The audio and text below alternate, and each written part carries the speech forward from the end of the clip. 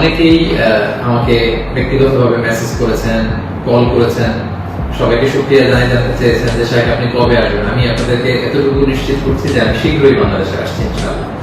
স্বাধীন বাংলাদেশে আপনাদের সবার সাথে আবারও পুনরায় সাক্ষাতের আকাঙ্ক্ষা এবং অপেক্ষায় আমি রইলাম। মিজানুর রহমান আজহারী হবে বাংলাদেশের পরবর্তী প্রধানমন্ত্রী, এরকমই চাচ্ছে বাংলাদেশের অনেক মানুষ। অনেকে দাবি তুলছে বাংলাদেশের পরবর্তী প্রধানমন্ত্রী হিসেবে মিজানুর রহমান আজহারীকে দেখতে চাই। তবে সত্যি কি আজহারী হচ্ছে বাংলাদেশের পরবর্তী প্রধানমন্ত্রী? সম্প্রতি শেখ হাসিনা দেশ ছেড়ে পলায়ন করার পর মানুষের মনে এই প্রশ্ন জাগছে যে কে হবে বাংলাদেশের পরবর্তী প্রধানমন্ত্রী। বাংলাদেশের মানুষ এখন এমন একজনকে প্রধানমন্ত্রী হিসেবে দেখতে চায় যে কিনা হবে সৎ এবং শুধুমাত্র দেশকে নিয়ে ভাববে। আর বাংলাদেশের মানুষের মধ্যে অত্যন্ত জনপ্রিয় একটি মুখ হচ্ছে মিজানুর রহমান আজহারী। আজহারী কি সত্যি বাংলাদেশের প্রধানমন্ত্রী হওয়ার যোগ্য? আপনারা আজহারী সম্পর্কে কতটুকু জানেন?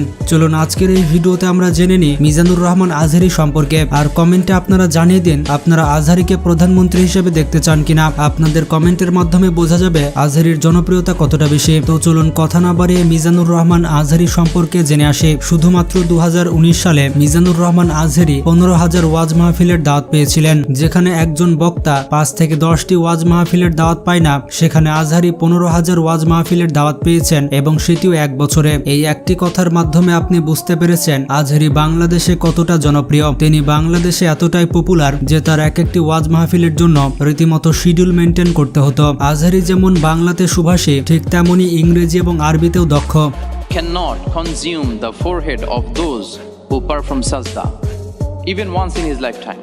I repeat, the fire of Jahannam. তো যাই হোক, তার সম্পূর্ণ নাম হচ্ছে ডক্টর মিজানুর রহমান। তবে তিনি মিশরের আজহার বিশ্ববিদ্যালয় থেকে পড়াশোনা করার কারণে তার নামের সাথে আজহারী যুক্ত করা হয়েছে। তবে বেশিরভাগ মানুষ তাকে মিজানুর বলে ডাকে। তিনি জন্মগ্রহণ করেছিলেন 1990 সালে। তো সেই হিসেবে তার বর্তমান বয়স হচ্ছে 34 বছর। তবে তাকে দেখে মনেই হয় না যে তার বয়স এত কম। তো যাই হোক, তার পেশা হচ্ছে তিনি একজন ইসলামিক বক্তা, এর পাশাপাশি প্রচারক এবং ধর্ম গবেষক। তিনি জন্মগ্রহণ করেছিলেন ঢাকার ড্যামরাতে। তবে তার গ্রামের বাসা হচ্ছে কুমিল্লাতে। বর্তমানে তিনি বিবাহিত।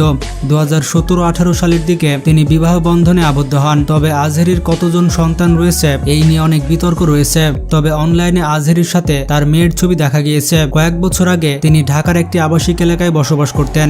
তবে বর্তমানে তিনি আর বাংলাদেশে নেই। তিনি উচ্চতর পড়ালেখা করার জন্য মালয়েশিয়া দেশটিতে চলে গিয়েছেন। তো যাই হোক, ছোটবেলা থেকেই আজহারী অনেক বুদ্ধিমান একজন ছাত্র ছিলেন। 2004 সালে দাখিল বা আমরা যাকে এসএসসি সমমানের পরীক্ষা বলি, সেই পরীক্ষায় আজহারী জিপিএ 5 পেয়েছিলেন। এরপর 2006 সালে কামিল বা যাকে এইচএসসি পরীক্ষা বলা হয়, সেই পরীক্ষায় আজহারী গোল্ডেন পায়। এই পরীক্ষায় গোল্ডেন জিপিএ 5 পেয়ে আজহারী মাদ্রাসা শিক্ষা বোর্ডের ট্যালেন্টে জায়গা করে নেয়। 2007 সালে ইসলামিক ফাউন্ডেশন কর্তৃক মিশর সরকার শিক্ষাবৃত্তি পরীক্ষায় হাজার হাজার কওমি এবং মাদ্রাসা ছাত্রদের মধ্যে প্রথম স্থান অর্জন করে মিজানুর রহমান আজহারী। এই পরীক্ষায় প্রথম স্থান অর্জন করার কারণে তিনি মিশরের আজহার বিশ্ববিদ্যালয়ে পড়ার সুযোগ পান। তখন থেকে তিনি এই বিশ্ববিদ্যালয়ে পড়াশোনা করতেন। এই বিশ্ববিদ্যালয়ের তাফসির এবং কুরআন ডিপার্টমেন্ট থেকে 2012 সালে 80% সিজিপিএ নিয়ে আজহারী অনার্সের ডিগ্রি লাভ করেন। এরপর 5 বছর পড়াশোনা করার পর মালয়েশিয়ার ইন্টারন্যাশনাল ইসলামিক ইউনিভার্সিটি থেকে পোস্ট গ্রাজুয়েশন করেন। তিনি সেখানে পিএইচডি করার সিদ্ধান্ত গ্রহণ করেন। এই বিশ্ববিদ্যালয় থেকে পিএইচডি শেষ করার পর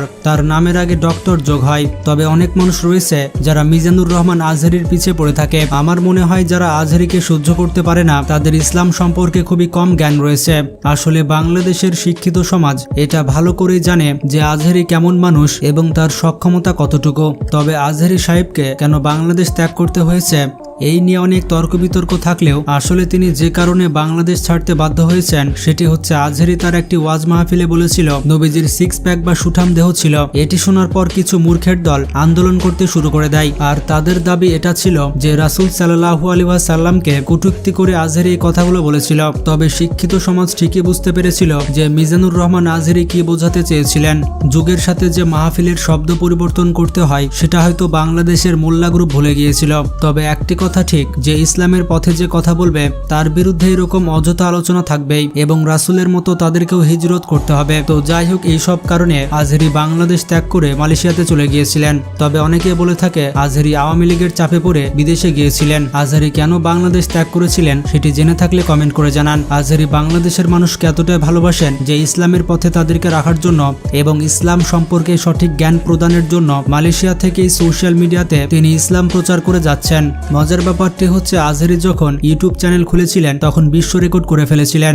আসলে ইউটিউব চ্যানেলটি ক্রিয়েট করার আগে তিনি তার ফেসবুক পেজে বলেছিলেন যে আমি একটি ইউটিউব চ্যানেল খুলছি, আপনারা সকলেই সাবস্ক্রাইব করবেন। তো আজহারি যখন তার নতুন ইউটিউব চ্যানেল খুলেছিল তখন কোনো ভিডিও ছাড়ার আগেই এই চ্যানেলে 1 লক্ষ সাবস্ক্রাইবার হয়ে যায়, আর সেটিও হয়েছিল মাত্র একদিনে। এর আগে পুরো পৃথিবীতে এরকম রেকর্ড কেউ করতে পারেনি। বর্তমানে আজহারি এই চ্যানেলে ইসলামের সঠিক বিষয়গুলো তুলে ধরছেন। তো আশা করা যাচ্ছে আজহারি আবার বাংলাদেশে ফিরে আসবেন এবং তিনি হয়তো কোনো মন্ত্রীর পদ পেলেও পেতে পারেন। আজহারি সম্পর্কে আপনার কি মতামত কমেন্ট করে জানান। ভিডিওটি ভালো লাগলে অবশ্যই শেয়ার করতে ভুলবেন না। আর নতুন দর্শকের কাছে রিকোয়েস্ট থাকবে চ্যানেলটি সাবস্ক্রাইব করার। ভালো থাকবেন, নিজের খেয়াল রাখবেন, আল্লাহ হাফেজ।